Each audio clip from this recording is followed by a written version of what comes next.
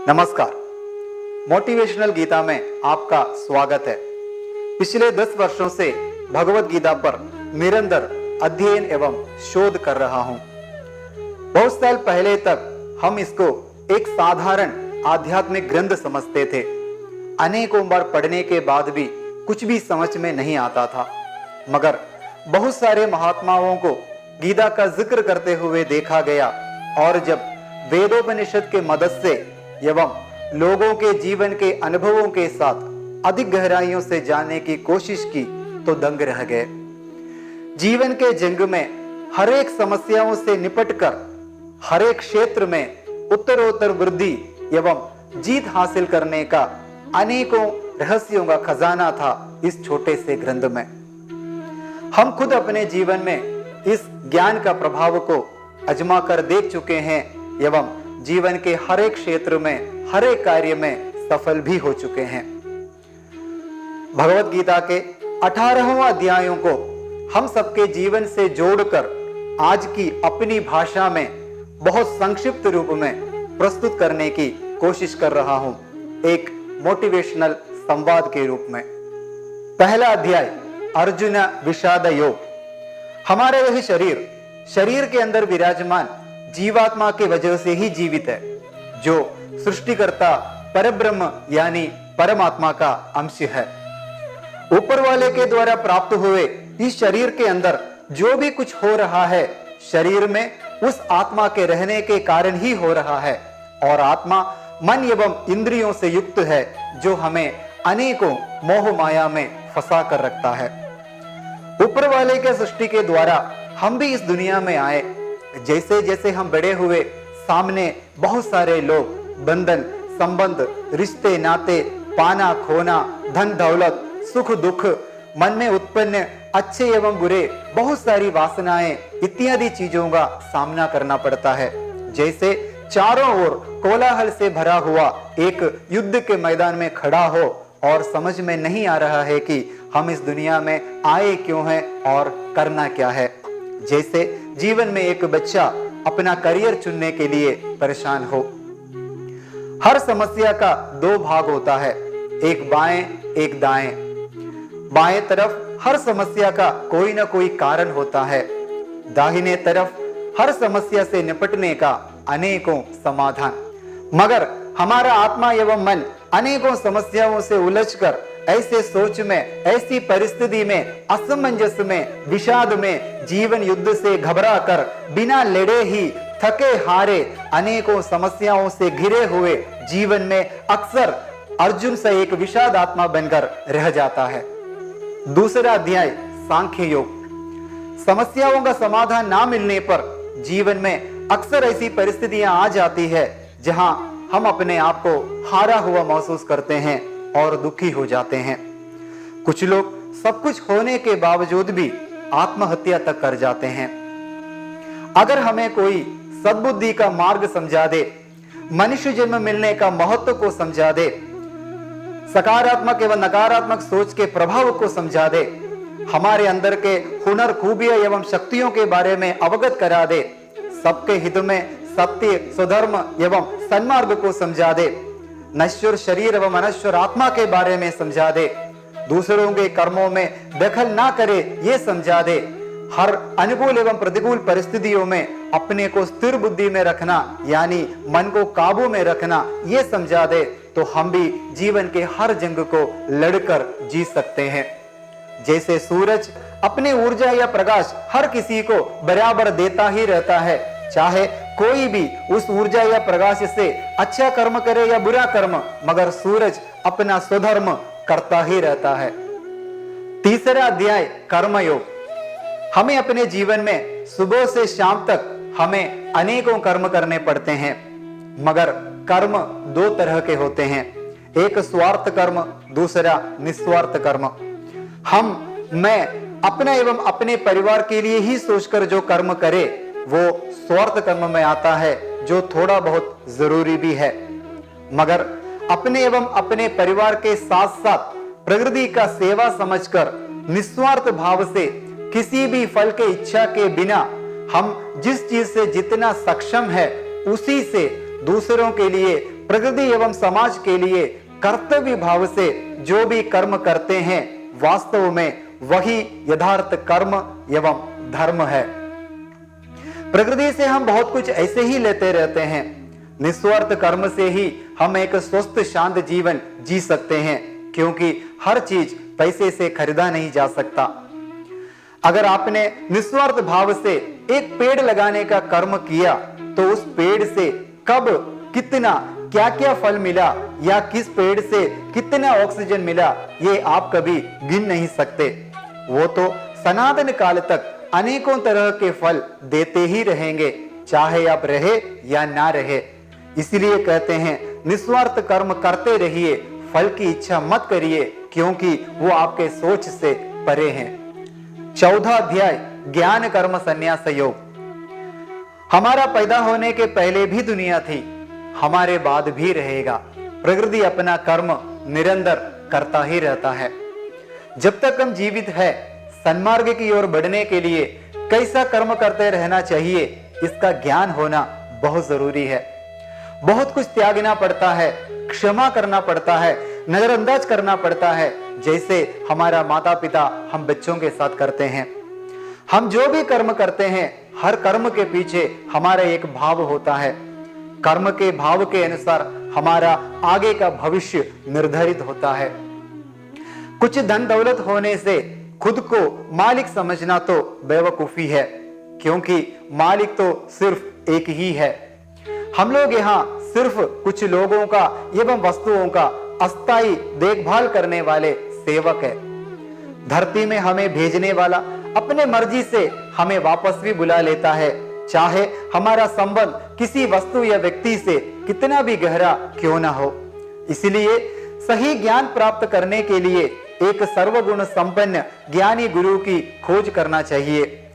गुरु की निरंतर सेवा करते हुए, उनके आचरण एवं अनुशासन से ज्ञान प्राप्त करते हुए धीरे धीरे अपने को सद्बुद्धि की ओर बढ़ाते रहना चाहिए। हाँ, कुछ लोग हर चीज में संशय युक्त रहते हैं, यानी शक करने की आदत होती है। ऐसे लोग जीवन में कभी भी एक शांत मन से सुखी जीवन जी नहीं पाते। 5वां अध्याय कर्म संन्यास योग। यहाँ ज्ञान एवं कर्म के बारे में जानकर जीवन में उन्नति की ओर अग्रसर दो तरह के लोगों के बारे में बताते हैं। एक है कर्मयोगी, दूसरा कर्म सन्यासी। कर्मयोगी मतलब निरंतर अपने लिए तथा दूसरों के लिए हर कर्म अपना कर्तव्य मानकर करता ही रहता है, मगर क्या फल मिला या क्या फल मिलेगा इसके सोच को ही वो त्याग देता है। बस ऐसे भाव में रहते हैं, हम अपना कर्तव्य किए बस। कर्म सन्यासी वो लोग होते हैं जो बहुत सारे निस्वार्थ कर्म करते रहते हैं या कर चुके हैं, मगर उसके सोच को ही वो त्याग देते हैं या ऊपर वाले को समर्पित कर देते हैं। जो किया ऊपर वाले ने किया, जो मिला ऊपर वाले को गया। मतलब वो लोग हर कुछ करने एवं मिलने के बाद भी ऐसे भाव में रहते हैं जैसे किया भी कुछ नहीं, हुआ भी कुछ नहीं। सोचिए, हम लोग दिन रात कितना परेशान रहते हैं, खुद कई चीजों के मालिक एवं कर्ता धर्ता बन बैठते हैं। मैं, मेरा, हम, हमारा ऐसे सोच में रहते हैं। अगर ये सोच हटा दे तो मन कितना शांत हो सकता है, और एक शांत मन से सबके हित में कितना अच्छा निस्वार्थ कर्म किया जा सकता है। 6वां अध्याय आत्म संयम योग। अक्सर हम बिना सोचे समझे ही जीवन में कई निर्णय लेते रहते हैं। जीवन में कई चीजों का सामना करना पड़ता है। यदि हम थोड़ा समय निकालकर संयम से, ध्यान से, एक शांत मन से अगर सोचे तो हम बहुत अच्छा निर्णय ले सकते हैं, जो अपने एवं औरों के लिए हमेशा ही हितकारी हो। इसलिए जीवन में कभी कभी एकांत में बैठकर थोड़ी देर ध्यान कर लेना चाहिए, या जब भी कोई विषम परिस्थिति हो, निराश हो या दुखी हो, ध्यान करने से मन हल्का हो सकता है। मन में उत्पन्न होने वाले सकारात्मक एवं नकारात्मक सोच के प्रभाव की वजह से हमारा मन हमारे लिए मित्र एवं शत्रु बन जाता है। कभी किसी वस्तु या व्यक्ति को जीतने की कोशिश मत करिए, किसी के जीतने पर जलन या हारने पर जश्न मत मनाइए। जलन के भाव को ही त्याग दीजिए, क्योंकि जो जलेगा वही नष्ट होगा। हमेशा खुद के मन को जीतने की कोशिश करिए। खुद के खूबियों से अपने को उन्नति की ओर बढ़ाते रहना चाहिए। जो अपने मन पर विजय प्राप्त कर लिया, समझो जीवन में हर क्षेत्र में विजय प्राप्त कर लिया। इसलिए एक विषाद रहित शांत शुद्ध मन का होना मतलब हमारा सद्बुद्धि का बढ़ना, अच्छे सोच विचार का उत्पन्न होना एवं जीवन में उत्तरोत्तर सकारात्मक कर्मों का वृद्धि होना है। 7वां अध्याय ज्ञान विज्ञान योग। खाते पीते एवं धन दौलत के पीछे भागकर एक आम आदमी के तरह जीवन जीकर दुनिया से चले जाने वाले लोग तो बहुत है, मगर लाखों में कोई ऐसा होगा जो सृष्टिकर्ता एवं उनके द्वारा बनाए गए स्थिर एवं नाशवान प्रकृति को समझने की कोशिश करेगा एवं अपने अंदर छुपे हुनर, खूबियां एवं शक्तियों को जानकर सद्बुद्धि को बढ़ाकर सर्वहित में बड़े बड़े काम करके शरीर त्यागने के बाद भी उनके द्वारा किए गए उत्कृष्ट कर्मों से वह नित्य लोगों के जीवन में दिलों में जीवित रहेगा। बीमार लोग, धनमोही लोग, भगवान क्या है ये समझने की कोशिश करने वाले लोग एवं सर्वगुण संपन्न सद्बुद्धि युक्त ज्ञानी लोग ईश्वर का शरण लेते हैं, जिनमें ज्ञानी लोगों को सर्वश्रेष्ठ माना गया है। माला में मोतियों के तरह प्रपंच के हर एक वस्तु गूंथा हुआ है। हम मनुष्य भी उन्हीं में से एक है। हमारा जो बल है, हमारे अंदर जो तेजस है, जैसे सूर्य में प्रकाश है, पानी में प्यास बुझाने की क्षमता है, वह सब सृष्टिकर्ता के चैतन्य का ही अंश है। इस तरह के ज्ञान को विज्ञान सहित समझकर खुद अपने जीवन में अनुभव करके अपने अंदर मन को प्रकाशित करते रहने पर ही हम अपने मनुष्य जन्म होने पर गर्व कर सकते हैं। 8वां अध्याय अक्षर ब्रह्म योग। हम कुछ भी करें, सोचे, इकट्ठा करें या मस्ती करें, मगर हम हमेशा अक्षर यानी अनश्वर प्रकृति सृष्टिकर्ता के अधीन ही रहते हैं। हम जिस शरीर पर या वस्तुओं पर गर्व या अभिमान करते हैं वो तो क्षण भंगुर है, आज है कल नहीं, अगले पल का तो पता ही नहीं। इसलिए हमेशा यह ध्यान रहे कि सृष्टिकर्ता या परब्रह्म ने हमें जिस उद्देश्य के लिए जन्म दिया है उस उद्देश्य को समझकर अपना हर कार्य करते रहना चाहिए। बहुत सारे लोगों के बातों को, व्यवहार को हमें अपने जीवन युद्ध में झेलने पड़ते हैं, मगर स्वयं को स्थिर बुद्धि से परब्रह्म को ध्यान में रखकर हर कर्म उन्हीं को समर्पित करते हुए अपने लक्ष्य प्राप्ति के लिए जीवन युद्ध में आगे बढ़ते रहना चाहिए। कोई बुरे कर्मों से अंधकार के तरफ बढ़ता होगा, होने दीजिए, मगर खुद अपने आप को सात्विक कर्मों से प्रकाश की ओर बढ़ाते रहिए और अपने प्रकाश से, आचरण से दूसरों को भी प्रकाशित करते रहिए। ये सब मन एवं इंद्रियों का खेल है। मन का लगाम कसने का यदि हुनर प्राप्त हुआ तो समझो सब कुछ प्राप्त हुआ। 9वां अध्याय राज विद्या राजगुह्य योग। अध्याय के नाम में ही सब कुछ है। राज विद्या मतलब सबसे बड़ा रहस्य। जितना बड़ा वह रहस्य है उतना ही वह हमारे अंदर छुपा है या गुह्य है। जैसे हिरण खुद अपने कस्तूरी को ढूंढ नहीं पाता, इसी तरह मनुष्य भी अपने अंदर छुपे अनगिनत रहस्यों को एवं खूबियों को ढूंढ नहीं पाता या जान नहीं पाता। ज्यादातर लोग सिर्फ रोजी रोटी एवं कुछ धन दौलत के पीछे भागकर अपना जीवन खत्म कर देते हैं। कई रहस्यों को इस अध्याय में दिया गया है, मगर साधारण जन उसको सीधे भाषा में नहीं समझ पाते। थोड़ा आराम से, संयम से एक एक शब्दों को, वाक्यों को पढ़िए और देखिए उस रहस्य का पता चल पाता है क्या। अगर उस रहस्य का पता चल गया तो फिर अपने आप को एक महात्मा बनने से, एक वैज्ञानिक बनने से, एक बहुमुखी प्रतिभा बनने से कोई नहीं रोक सकता। छोटा मोटा नौकरी पाना या कोई बड़ा पद वगैरह पाना तो आम बात है, कई लोग तो कर ही लेते हैं, मगर इस अध्याय में छुपे हुए रहस्य का अगर पता चल जाता है तो आप अद्भुत से अद्भुत कार्य करके दुनिया में अपना एक अलग सा पहचान बना सकते हैं। आज दुनिया में अपने पहने हुए कपड़ों से लेकर मोबाइल तक जितनी भी सुख सुविधाएं उपलब्ध है वह किसी न किसी मनुष्य के आविष्कार या खोज का परिणाम है। 10वां अध्याय विभूति योग। जब आप पिछले अध्याय में बताए गए रहस्यों को अगर समझ लेते हैं तो फिर आपको श्रेष्ठ बनने से कोई नहीं रोक सकता। आप अपने विभूतियों से खुद विभूषित होते रहेंगे। जैसे फूल के अंदर सुगंध एवं मधु रहते हैं और हम उसका आनंद लेते रहते हैं। जिन लोगों को जिस विषयों में रुचि है वो लोग उस विषयों में अद्भुत से अद्भुत खोज करेंगे या आविष्कार करेंगे और उसका ख्याति दुनिया भर में होती रहेगी तथा उनके शरीर छोड़ने के बाद भी उनके द्वारा किए हुए हर काम से, व्यवहार से, आचरण से, आविष्कार से या खोज से आने वाला हर पीढ़ी लाभान्वित होते रहेंगे एवं प्रेरणा लेते रहेंगे। सृष्टिकर्ता यानी परब्रह्म के स्वभाव को एवं अपने खुद के अंदर के असीम शक्तियों को पहचानने वाले लोग अपने सद्बुद्धि से एवं हुनर से ऐसे ऐसे कार्य दुनिया में कर जाते हैं जो आम लोगों के सोच से परे हैं। ऐसे बहुत सारे व्यक्तित्व को हम लोग जानते हैं, उनके बारे में पढ़ते हैं, उनसे प्रेरणा भी लेते रहते हैं और हम उनका सम्मान भी करते हैं। ऐसे बहुत सारे महान व्यक्तियों के साथ कहीं न कहीं गीता भी जुड़ा हुआ है और कई महात्माओं ने अपने अनुभवों के आधार पर गीता का व्याख्या भी किया हुआ है।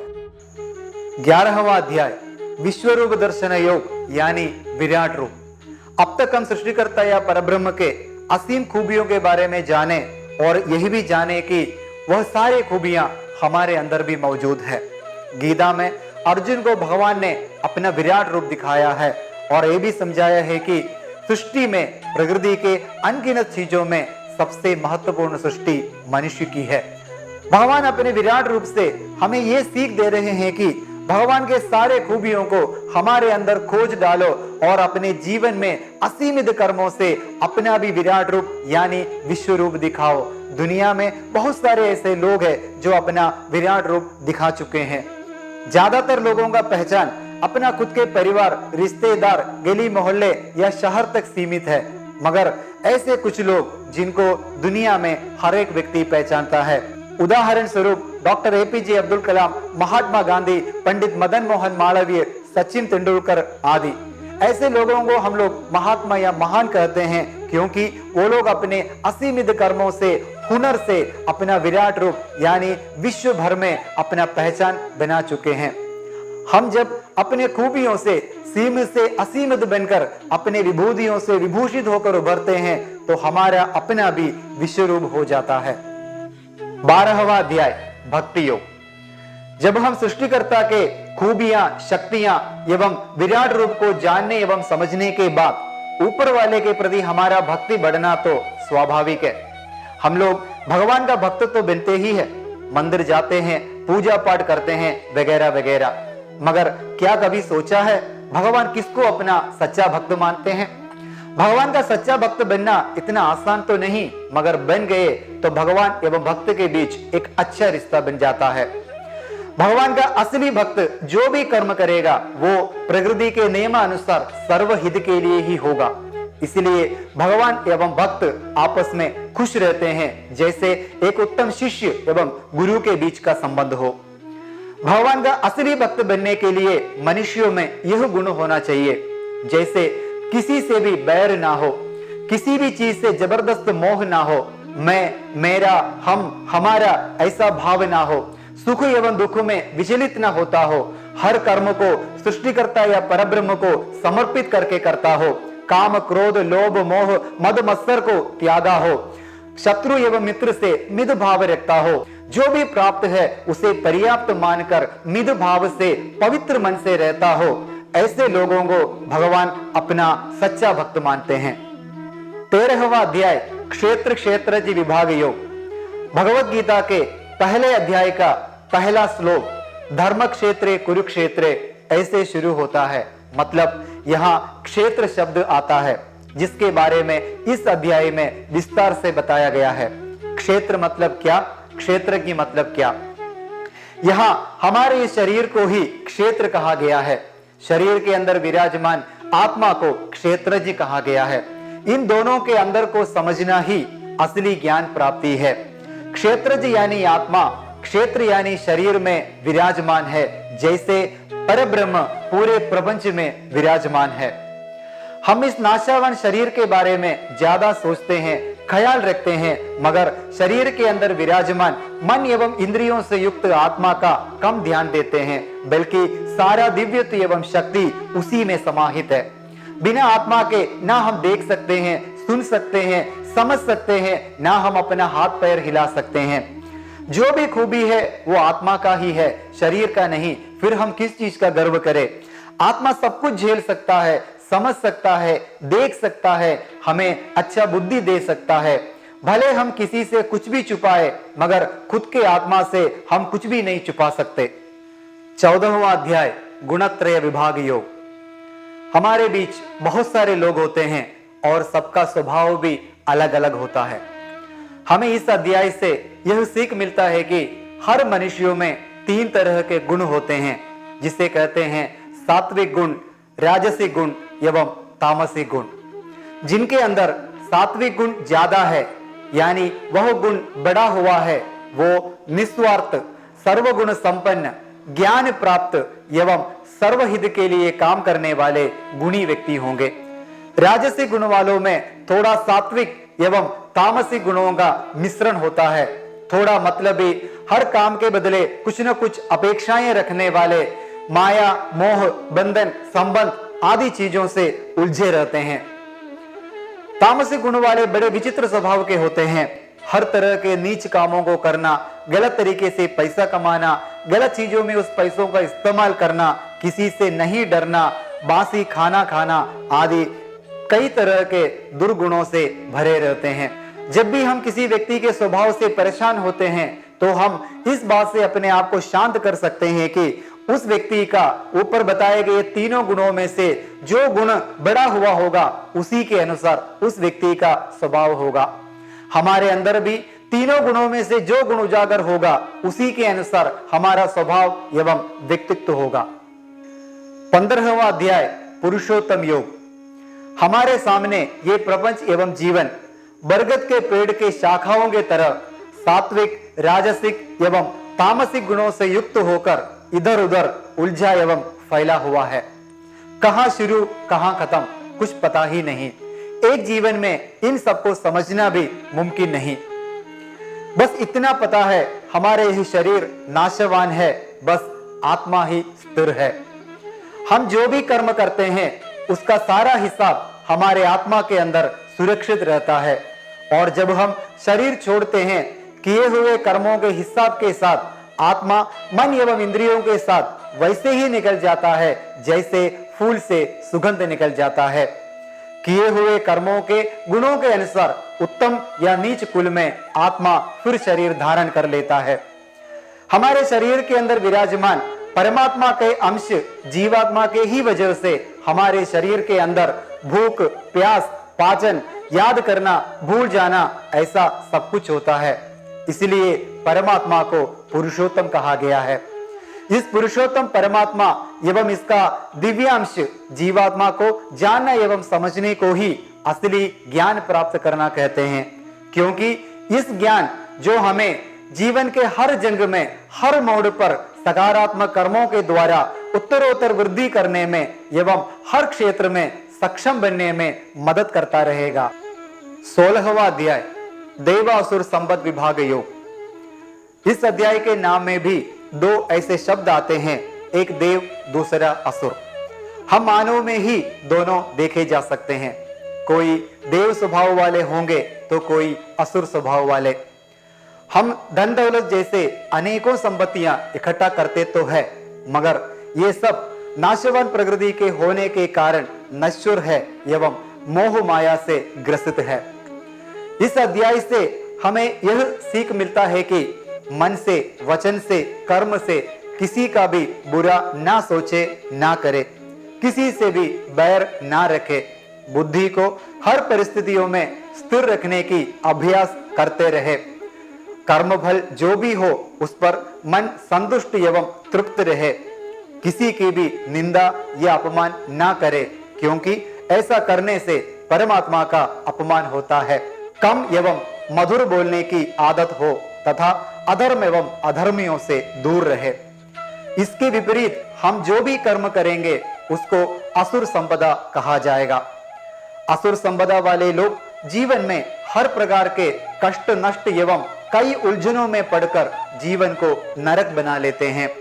परमात्मा एवं जीवात्मा के ज्ञान होने से जीवन में हम अच्छे से अच्छे कार्य करने में समर्थ बन जाते हैं तथा मानव में ही अपने अच्छे आचरण से अपने अंदर देव भाव को उजागर करके सकारात्मक कर्मों से समाज का उद्धार करके लोगों के लिए प्रेरक एवं मार्गदर्शक बन सकते हैं।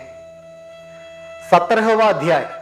इस अध्याय के नाम में भी जो शब्द है श्रद्धा, बस इसी को ही समझना है। जैसे पहले भी कहा गया था, हमारे जीवन युद्ध में हमें बहुत सारे लोगों का एवं समस्याओं का सामना करना पड़ता है, मगर श्रद्धा यानी कम ध्यान देने के कारण अक्सर हम गलत लोगों के संपर्क में पड़ जाते हैं या कभी कभी गलत निर्णय भी जाने अनजाने में ले लेते हैं। श्रद्धा भी सात्विक, राजसिक एवं तामसिक गुणों से युक्त है। किसी भी व्यक्ति से जुड़ते समय, कोई भी खाना पसंद करते समय, कोई भी कार्य किसी भी व्यक्ति से शुरू करते समय, किसी का भी अच्छा बुरा सोचते समय, दान देते समय एवं लेते समय, किसी भी चीज से मोह करते समय, कुछ भी त्याग करते समय अगर श्रद्धा से सात्विक, राजसिक एवं तामसिक गुणों से परख कर करने लगे तो जीवन में समस्याएं भी कम होंगे और मन शांत एवं प्रसन्न रह सकते हैं। एक उदाहरण के लिए, आप 3 मंजिले मकान के ऊपर से नीचे से किसी के बुलाने पर अगर जल्दी में सीढ़ियां उतरते हैं तो आप गिर भी सकते हैं, मगर 1 सेकंड के लिए श्रद्धा से यह सोचकर उतरे कि जल्दबाजी में हम गिर भी सकते हैं तो एक बहुत बड़ा हादसा होने से आप अपने आप को बचा सकते हैं। 18वां अध्याय, मोक्ष संन्यास योग। यह संन्यास शब्द बहुत लोगों को असमंजस में डाल देता है। कुछ लोग यह तक सोच लेते हैं कि संन्यास का मतलब भगवा कपड़ा पहनकर सब कुछ त्याग कर सन्यासी बनना है, मगर नहीं। हमारे अज्ञानता को, बेकार की काम, क्रोध, लोभ, मोह आदि चीजों को त्यागने को ही संन्यास कहा गया है। जीवन तो हमें जीना ही है, हर सुख दुख को भोगना भी है, मगर दूसरों के अच्छे एवं बुरे कर्म के प्रभाव को अपने ऊपर लेकर मन को विचलित करके खुद के जीवन को नरक बनाने वाले नकारात्मक तत्वों को त्यागने को ही संन्यास कहा गया है। सात्विक गुणों से युक्त जीवन युद्ध में आगे बढ़ने से रोकने वाले हर तरह के नकारात्मकता को जीतने का एवं श्रेष्ठ बनने का ज्ञान प्राप्त करते रहना चाहिए। किसी भी व्यक्ति के निंदा भरी बातों से कहीं कभी हारने पर या कोई इष्ट वस्तु प्राप्त न होने पर विवश या विषाद में मत रहिए, उठिए, अपने सद्बुद्धि को जगाइए। जिस व्यक्ति को परमात्मा एवं जीवात्मा का शक्तियों का ज्ञान प्राप्त हो, इच्छा शक्ति, सहन शक्ति एवं अपने खूबियों की पहचान हो, हर परिस्थिति को स्थिर बुद्धि से संभालना आता हो, मन पवित्र एवं निस्वार्थ हो, ऐसे व्यक्ति को जीवन युद्ध में जीत हासिल करने से कोई नहीं रोक सकता। वो अपने सच्चे एवं निस्वार्थ कर्म से हर तरह के शाश्वत ऐश्वर्य को प्राप्त कर लेता है एवं जीवन के हर जंग में जीत हासिल कर लेता है। तथास्तु।